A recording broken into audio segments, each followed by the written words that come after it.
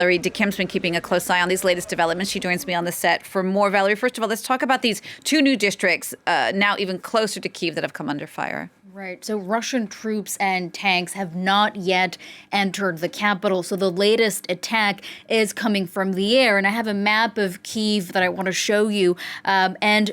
Jeannie, in the last couple of days, we've been talking a lot about three cities around the capital, and that's Irpin, Bucha, and Ostomel on the western front line. Well, now Russian forces have bombed an area even closer to the capital, as you were mentioning. That's the Obolon district, as you can see, and an airfield, the Svyatonshin airfield, that's 10 kilometers from the city center. It's an aircraft factory outside of the capital, and there have also been several explosions have been heard in central Kyiv, and there are reports that Ukrainian air defense systems intercepted several missiles heading towards the capital.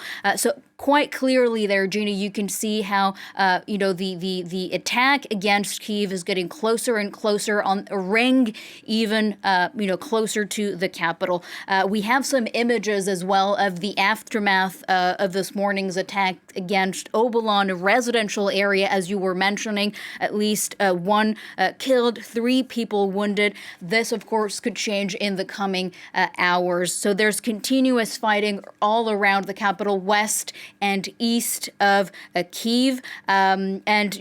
Hopefully I'll be able to show you a map later on of Ukraine as a whole, but this is what I can tell you for now on the capital, Kyiv. Valerie, let's talk a bit more about Western Ukraine, which had seemed the safer part of the country since the beginning of this conflict. But now it seems like no city is safe anymore after what happened this weekend.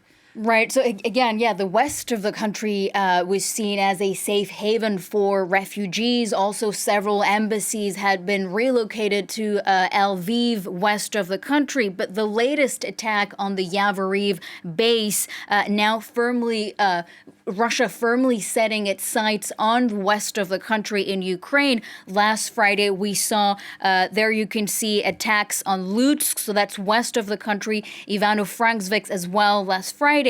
And now on Sunday, the latest attack on Yavoriv, that's just 20 kilometers from the Polish border, an EU member state and also NATO member. So you can see how Russia's military offensive is widening, at least from an airstrike perspective, as we know that it was guided missiles that hit the Yavoriv base there. I have a map that I want to show you of the area closer to Yavoriv and the Polish border. And just reacting to the attack, just this morning, U.S. National Security Advisor Jake Sullivan, he said that NATO would respond to any Russian attack on its members with full force, even if it's just an accidental attack on any NATO member states, as we know that Poland is right across the border.